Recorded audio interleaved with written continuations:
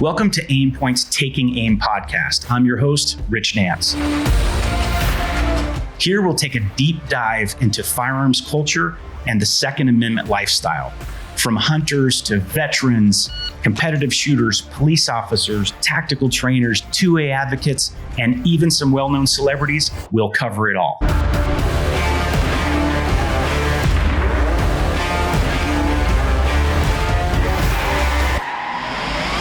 I'm Rich Nance. I'm a lifelong martial artist and retired police sergeant with over 26 years of law enforcement experience. I was a firearms instructor, defensive tactics supervisor, and SWAT team leader. My company provides tactical training to law enforcement and private citizens. I'm a contributing editor to both Handguns and Guns and Ammo magazines, and I co-host Handguns TV on the Sportsman channel. Today, we're sitting down with Mark Greaney. He's a New York Times best-selling author, and he developed the Gray Man series. He's also worked with Tom Clancy.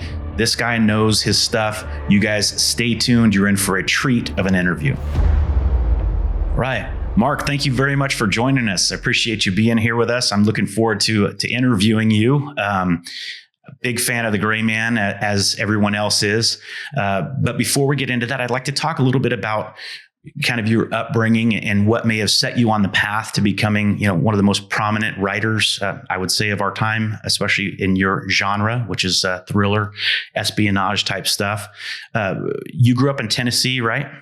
That's right. I grew up here in Memphis, still live here. I was born in 1967. So I kind of grew up in the 70s and 80s. My dad was the head of the local NBC affiliate TV station. So I grew up around the news. I was a big reader, but it was all sort of history, Civil War history, and, Native American, we called them Indians back then, history of that sort of stuff. And so I was a big reader, but I wasn't a thriller reader until I was out of high school. And I think I just started college. And I picked up a Tom Clancy book, Patriot Games, and read that and just became obsessed with reading anything espionage, military, and read all the Clancy, read all Nelson DeMille and Frederick Forsyth and Le Carre and all these great writers that were around then. Some are still around. And I think when I was 22, I got the idea that I wanted to be a writer, and I started picking at it a long time ago. And little did you know that one day you'd be working with Clancy. It's a small world, and what a great opportunity. We'll get to that later. Talk a little bit about college. Like, you would think for a writer, a major in English or journalism would make the most sense. You sort of bucked that trend, and tell me how your choice of major sort of may help you with what you write about. Yeah, I speak at high schools and colleges a lot, and I always mention, people always say, how were you great in English and all that?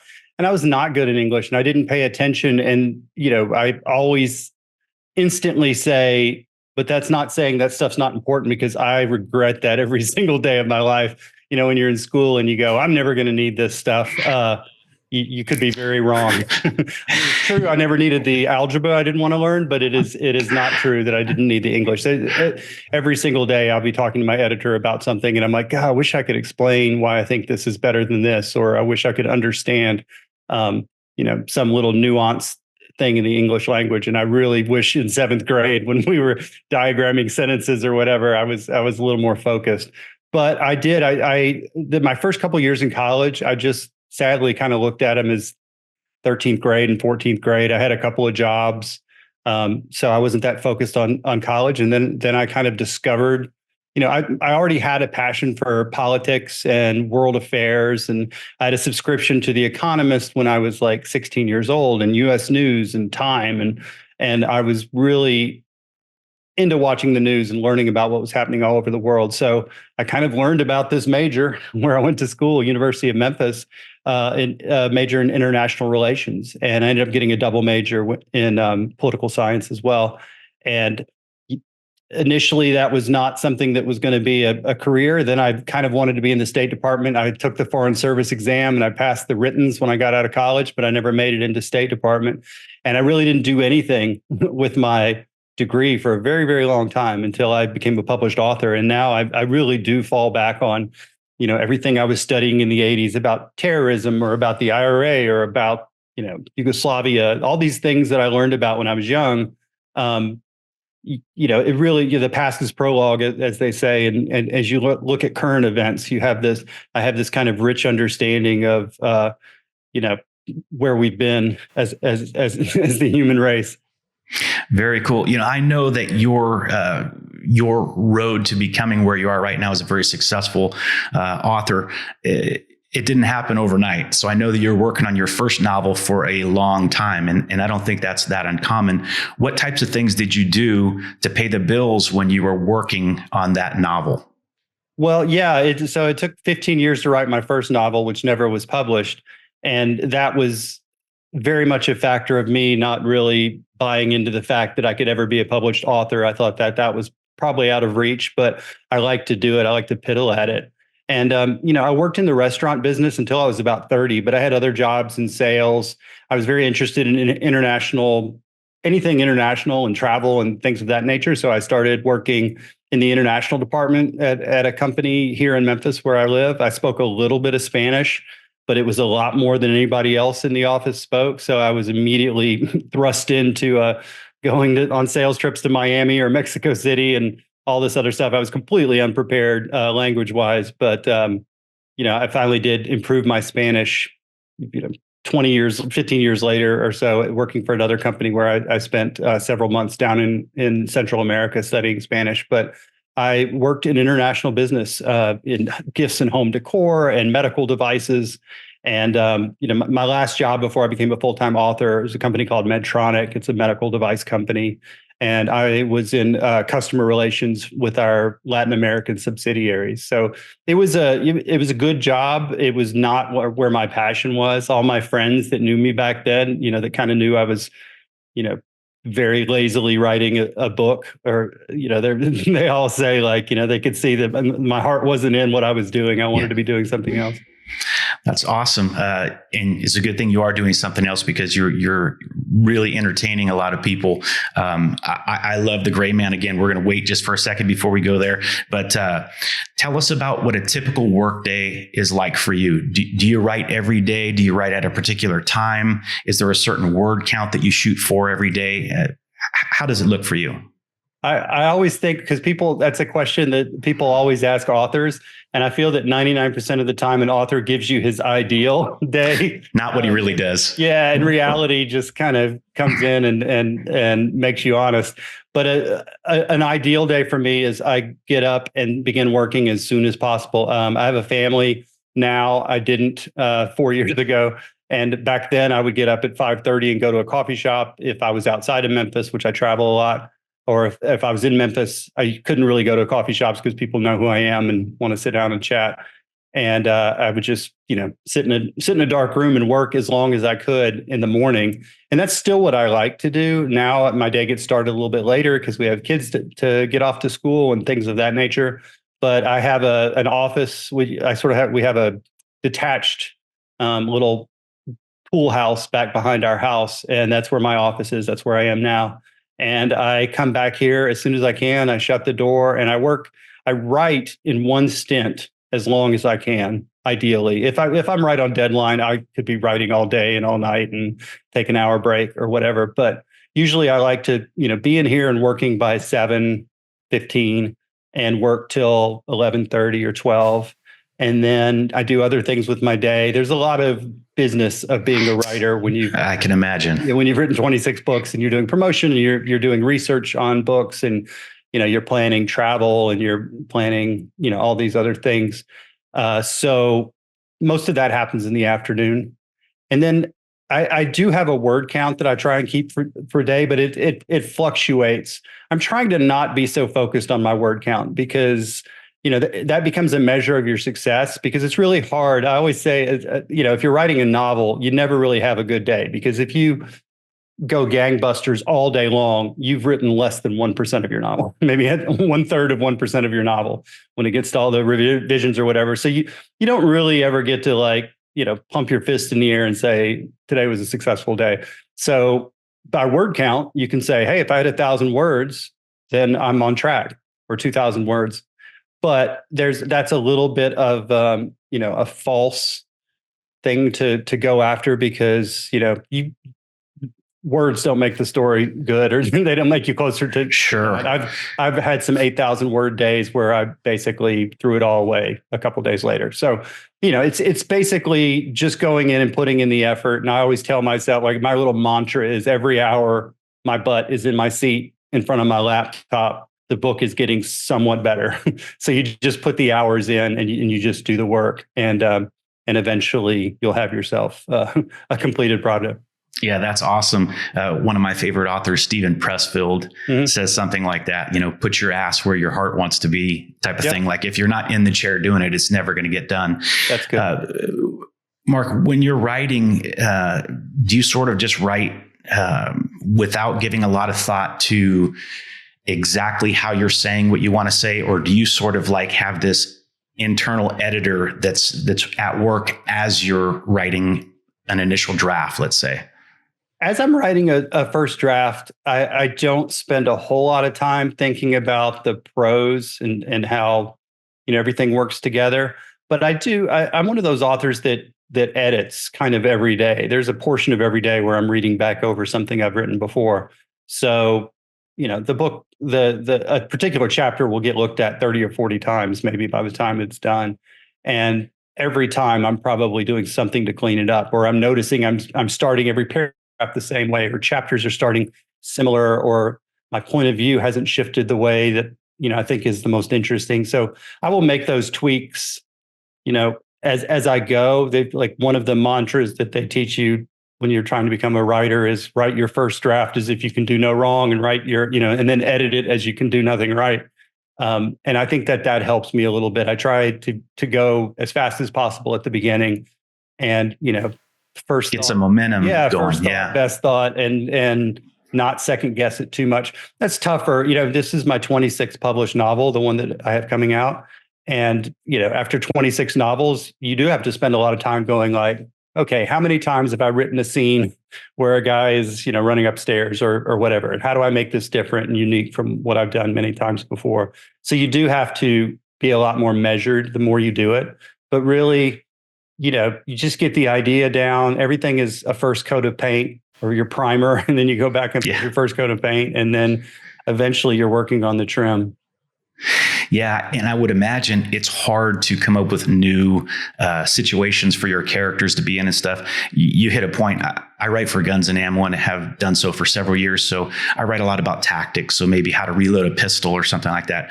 And so each little tactic like that, shooting from behind cover, drawing from concealment, I've probably written half a dozen articles at least on all of those topics. So it's sometimes hard to have like a fresh perspective on it, but I guess that's always the challenge. It's just to find a different spin on it, or to find a different situation that your characters can stumble into and keep things going, keep the book going, and keep the series rolling. Absolutely. And that is the thing I struggle with. And I don't really struggle yet with coming up with the big macro idea.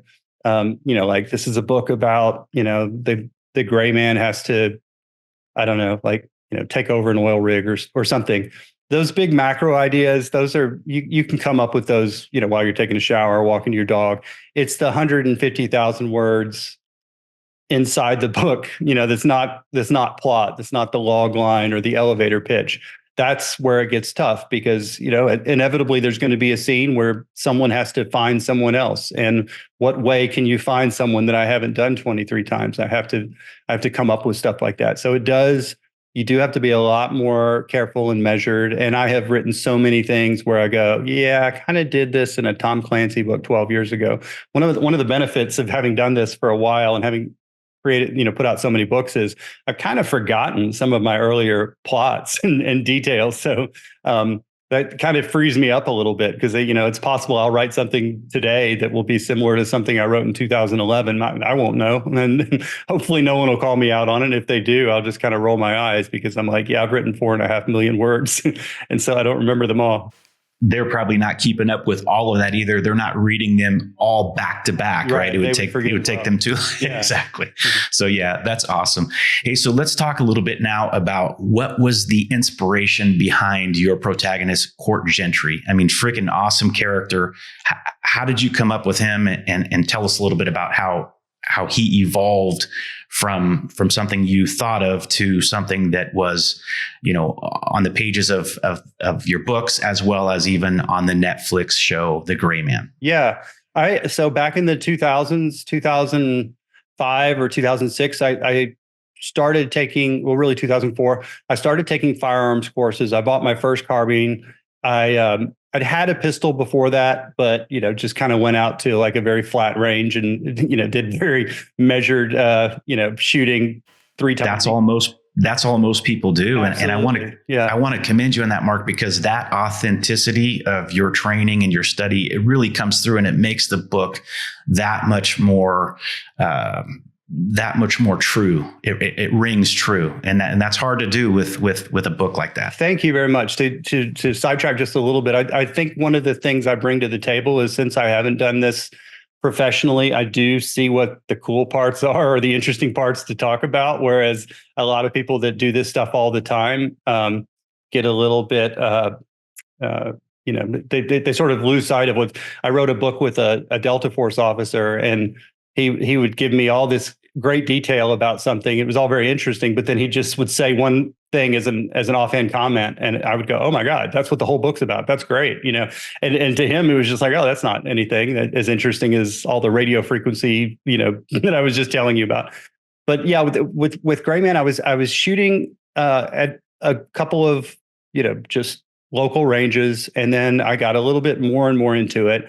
And then I started going to places where they were training civilian contractors, and I was just meeting interesting people. And I was looking for a plot of a book. I'd written 3 novels, none of which had been published. And I had been turned down by the guy I wanted to be my agent on a couple of projects. But each time he's like, "You're a very, very good writer. You write action really well." He's like, I think you just need a bigger story. And he said to me one time, I only talked to the guy a few times, but I would get like a 3-minute talk with him every year and a half. And that was like what spurred me on for the next year and a half, because he's a great agent, and I knew it'd be great if I could work with him. But at one point he said, "If you can hand me a book where you could put a guy on the cover with a gun in his hand, don't try and get, Herman Wouk or James Michener." I was sort of giving him these plots and actually things to read that were a little bit too sort of sweeping about crimes in the United Nations or whatever. And it wasn't really about the nitty gritty of this guy on the ground type of situation. And that's what he told me he wanted. So I went and wrote an entire book with that in mind. And then he came back to me and he's like, "I'm not going to tell you what you want to hear." He's like, "I really like this protagonist, the Gray Man, but the story is not quite, what I think you could write.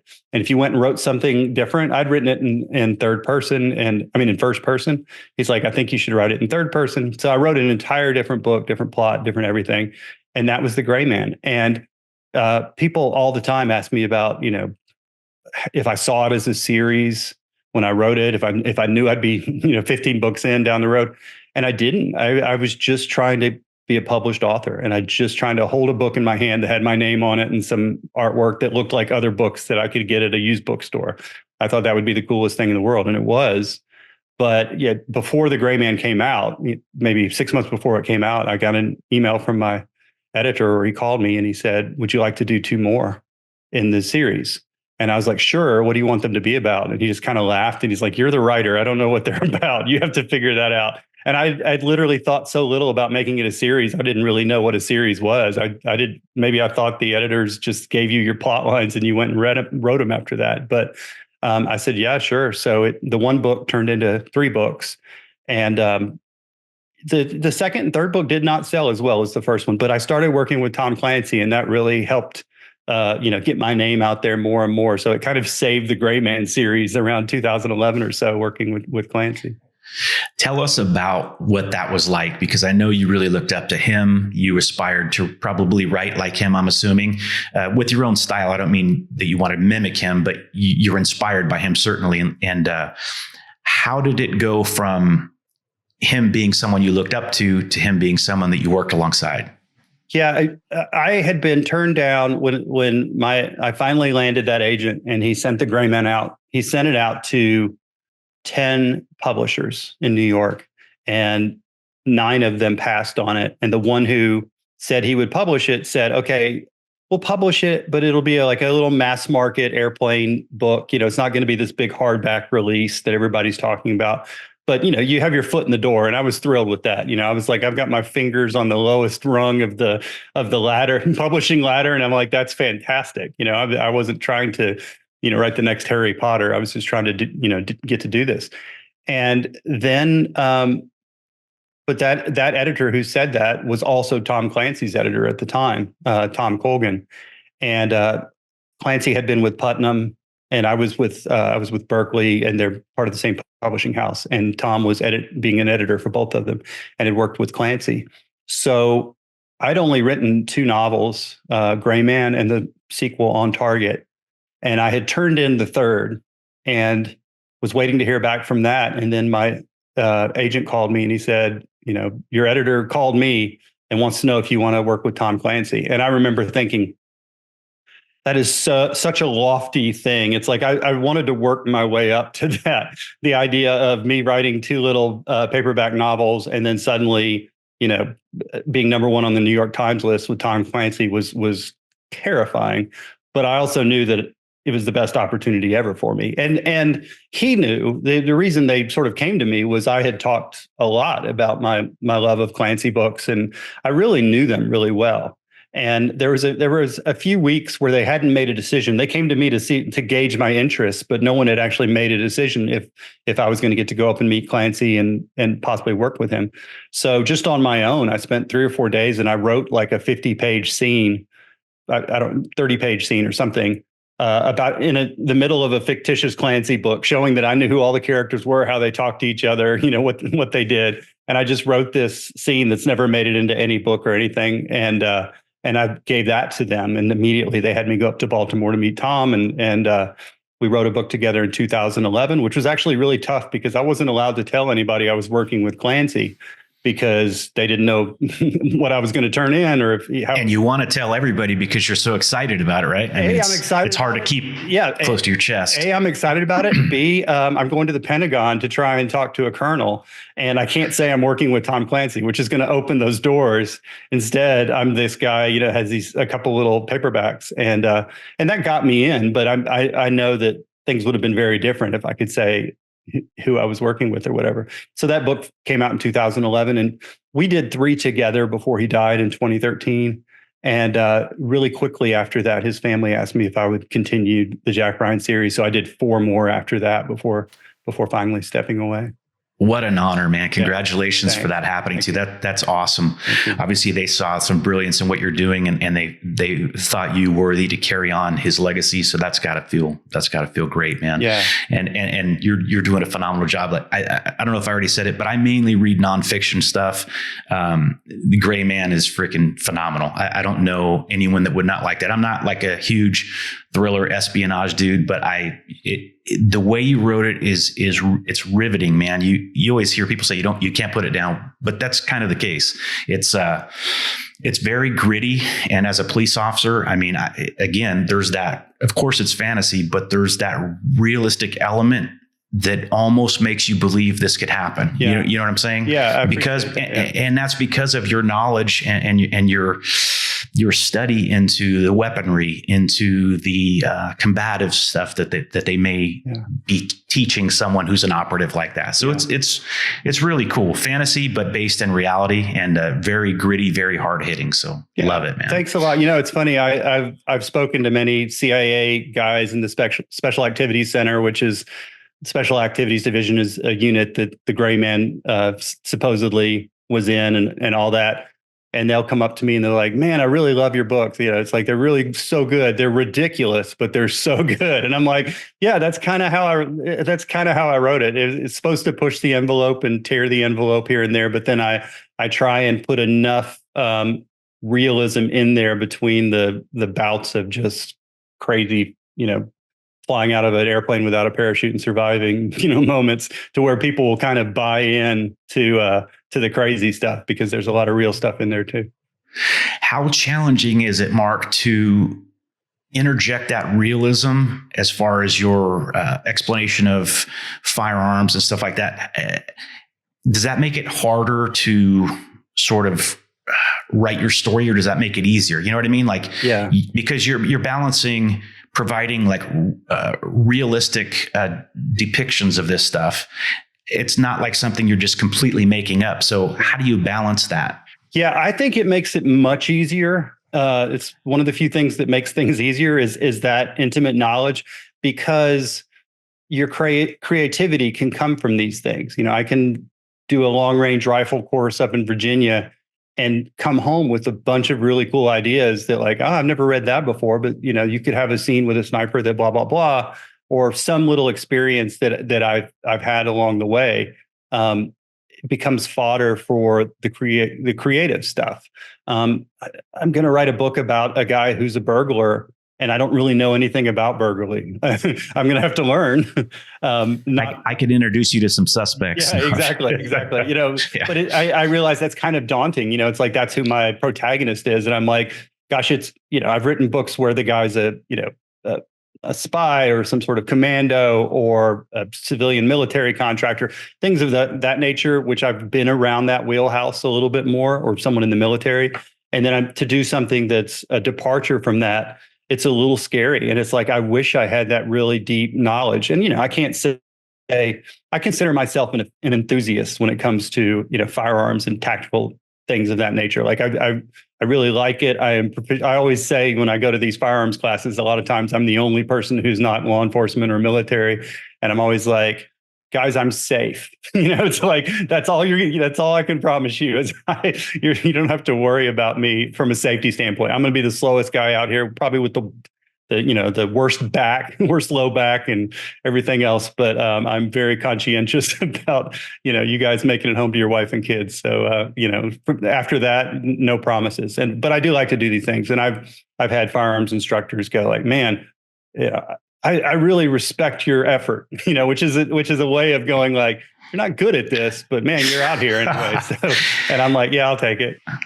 You know, that's funny. You talk about firearms, and I'll digress here a little bit, but people think that they can all be a world champion shooter. You know, most of us, when we watch an NFL game, don't think that we could be an NFL quarterback. But for some reason, because it's hardware, I guess football is hardware too, but people just think if I just had this gun, if I just had this holster, then I could name whoever's a great shooter. And that's just not the case. It's about hard work, but you're only going to get so far unless you also have kind of that talent that you're going to use as the base, and then you're still going to work hard. But it's not as easy as, you know, because it doesn't take strength to press the trigger on a firearm that you are going to become the best in the world, because those guys, A, train all the time, B, have the right mentality, and C, are naturally talented. Yeah.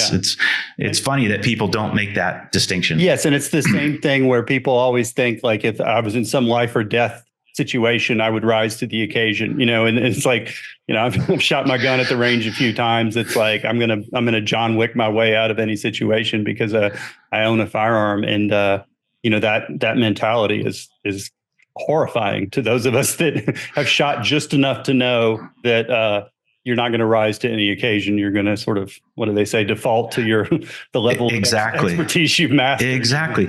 Because under duress, you know, you're going to have a loss of fine motor skills. They're going to deteriorate. Like your gross motor skills are going to be improved, like your ability to run. You're going to run faster when you're running for your life than you could otherwise, right? You're going to be able to hit harder within reason, as long as you're doing something that's like a whole body gross motor type thing. But your ability to do fine motor based things, like maybe do a reload or press the trigger or, you know, manipulate the safety, those things can deteriorate under duress. And that's the type of thing that, you know, as badass as Court Gentry is, you can tell that you understand that when you write about him, is that, you know, he's not superhuman. He's close at times, but he's not immune to, you know, human physiology. Yeah. So. Yeah. And I always find myself thinking when I'm writing a fight scene that involves firearms, it's like I kind of catch myself noticing I'm always thinking about what's behind my target, where I think a lot of writers don't necessarily think about that, you know,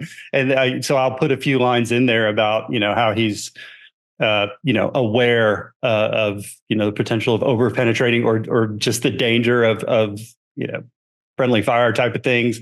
we've all seen it on TV where all the cops circle around a guy and start shooting at him, and these ridiculous things, and I always say you can't get away with that in a novel. You kind of can, but like you have a template there. You have as many words as you need to explain things. So it's sort of on you if you leave these sort of gross errors with tactics in the book. You should clean that up if you know what you're talking about.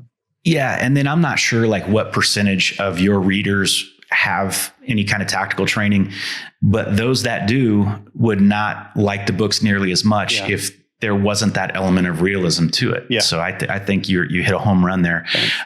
Talk a little bit about what it was like to see The Gray Man become a show on Netflix, and how what say, if any, you had in how that went.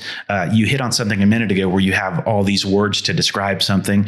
Obviously, in a movie, you don't have that luxury. So I'll just say that the movie was really good, but the book is way better. And I think that's very often the case for several reasons. One of which is that you could take as much time as you want to describe whatever you want to describe. Talk a little bit about the differences in writing The Gray Man, and then what it was like and what your involvement was seeing that turn into a movie. Yeah. So the book was optioned before it was even published back in 2009. And so it was in Hollywood the entire life since The Gray Man came out in October of 2009. It's been bouncing around in Hollywood, and the rights reverted to me in 2014 or something. And then they got picked up by Sony, and the Russo brothers were going to direct, and the Russo brothers, who, were doing the Marvel movies at the time, they had me come out to LA for a couple of days, and we spent time talking about the character, talking about even getting into, my feeling of like other movies. There's a Korean film. I'm like, I really love the tone of this film and the way the action's portrayed. And, they watch that. And, we talked about all these different things. And then Joe Russo went and wrote a script, and it was good. It was probably the fourth script that had been written over the several years that had been in Hollywood. And then the project kind of died on the vine for a few years, and then Netflix picked it up, and the Russos, reattached, and they brought in some more screenwriters, and they put it in. Decisions are made with films, like what tone they're going to have and how accessible they want the story to be. And it was never written as, incredibly gritty, because it's going to be the number 5 movie of all times on Netflix or whatever. And I think it was the number 1 film the year that it came out on Netflix. And so it was written to be super accessible. I really thought they did a great job with Ryan Gosling. I thought he had the tone and kind of character of the hero really well. There's aspects in the story where, if you want to talk about tactics, you kind of chuckle a little bit with it. And I'm like, yeah, it's not in the book. And I always think it's good that the book and movie are different, because there's still a reason to read the book. You got a lot of people to read the book. I noticed that the movie is a little bit more lighthearted, whereas the book is a little darker. That's my overall take on it.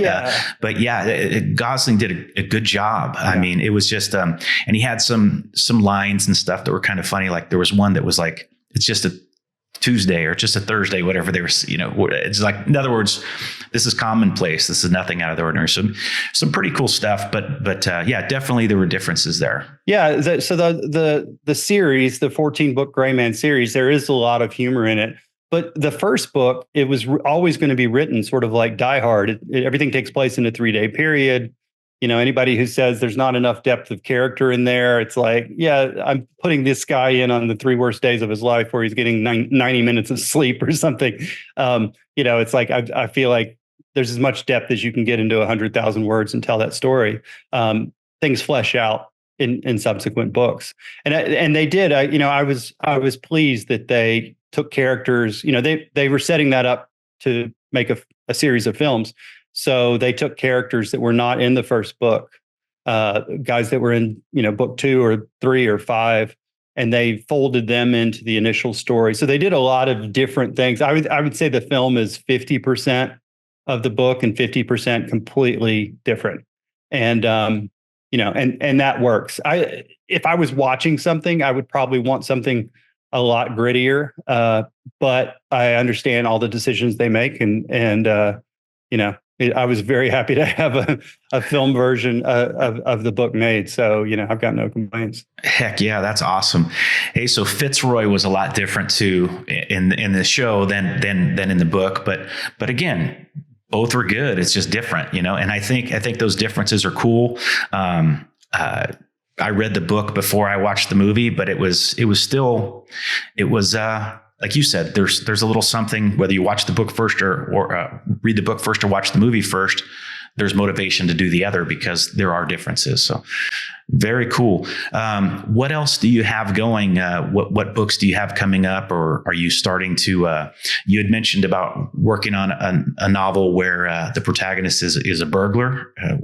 Tell us a little bit about what you're working on now. Yeah. So, what I'm working on right now is the 15th Gray Man book. The 14th Gray Man book is called Midnight Black, and it's all done. It comes out in February, and the 15th book will come out a year from February. And I'll be doing some research in Ireland and here in the United States in the spring. And I'll probably turn that book in the summer. And then I'm immediately going to start working on a standalone idea that I've had for a while. And it involves a burglar, and it's less of it's not military, it's not really espionage or anything like that, but it is a thriller. And I'm excited to work on that the year after. And then the year after that, I'll go back into Gray Man. So there's at least 2 more Gray Man. Hopefully they'll keep coming after that. But yeah, I wrote 2 books a year most years. I wrote 2 books a year last year. It's just too hard to do it anymore. Writing a book in 6 months and having it fresh and different, it just gets tougher. Sometimes fans will be like, just write faster. We need more books. And I'm like, you want them to be good, don't you? It's like, it's not like I'm painting a fence and I can just paint the fence faster. It's sort of like things take a while to kind of mature and develop. So, hopefully I'll keep doing these Gray Man novels. I really enjoy them, but I'm excited to do other things as well. That's awesome. Mark, what advice would you have to aspiring writers? I know that they have to have thick skin. They have to be used to rejection. And it seems like the agent that you spoke with, even though he wasn't really biting on what you had done, he saw some genius in what you were doing and gave you the right motivation, which he didn't have to do that. He could have just said, no, this isn't for us type of thing. Yeah. But he took the time to give you advice and give you suggestions that made you better. So again, what would you say are some important things for aspiring writers to keep in mind? I think the most important thing is just have this mentality that, well, God, I could go on for a while, but the most important thing is to have this mentality, as I said before, that while you're working on your book, you are creating your book. While you're talking about being a writer, while you're walking around telling yourself you're going to be a writer, while you're journaling about, your goals for the year of being a writer, you're not being a writer. All that time, I have so many people that reach out to me for inspiration or advice or things of that nature, and I hate to sound like this grumpy old man, but I'm like, if you have to come to me for inspiration, you're probably not going to spend 1,000 hours writing a book or whatever it takes. The inspiration has to come from within. And people say, gosh, it took you 20 years to get published. You just didn't give up and you worked so hard. And I don't look at it like that. I looked at it like I really enjoyed doing it. I wanted to get published, but every time I worked on it, I enjoyed it, and I sort of let myself enjoy it, and good things came. So the inspiration has to come from within you. If you can put the time into doing it, I can't say you're going to be published, but I can say if you write the next 5 days in a row, you're going to be a better writer 5 days from now. And if you do that for a month, you're going to have something to show for it. And if you do that for a year, you probably have a book length novel. And the other advice is to complete something, because I run into so many people that sort of want to show me how far along they are in becoming a writer by saying, they've got like 5 projects that they're working on, and they're thinking about a 6th. And to me, that's saying, I've written the easy parts of 5 things, and then I put them to the side and went on to something else. And no one's going to publish you until you've got something finished. And there's so many speed bumps along the road of writing a book that you kind of just have to make your way over. So you need a beginning, a middle, and an end. You need to have it completely edited, and you need to have, all these, everything sort of has to be right. There's a whole lot of things that have to happen correctly. So just focus on the one thing that you're writing about and get that thing down. And once you hold something in your hand that you've completed, even if it's not published, I have the books of mine that were not published. I'm still super proud of them. And they helped me get further along and where I wanted to go. So they were a success. If I'd written half of those 4 books, or if I'd written half of 12 books or whatever, I would not have had the chops that I needed to complete a book and get it published. So it's just, putting the time into it, but no one's going to make you do it. So you have to be a self-starter and do it because you love it. Sure. Even though those books weren't published, you knew you finished them. Mm-hmm. And that, I think, helps to breed real confidence. Anyone could say, I'm a writer or whatever. But when you've actually written something that you can hold in your hand and you could show someone else, then you know that you've done the work and you've got the results. Yeah. And maybe that wasn't quite a hit, but maybe the next one will kind of keeps you going, I would imagine. Yeah. So my first book took 15 years to write. My second book took 7 months to write, because it's like once I'd done it, I go, all right, how much you cracked the code? How much had I actually worked? It's like if I really got up every morning and worked super hard, I can make this happen a lot faster, and I did. Well, Mark, thank you so much, brother, for sitting down with us today. Can you let the viewers know where they should go to find more information about upcoming books and projects that you have? Sure. My website is my name, Mark Greaney, Greaney books.com, and that has everything there. I'm all over social media as well, so I'm pretty easy to find. Awesome. Thanks again, Mark. I appreciate it. Enjoyed it. Thank you. That's a wrap for this episode. If it resonated with you, be sure and let us know in the comments. And don't forget to like and subscribe to Aimpoint's Taking Aim podcast. We'll see you next time.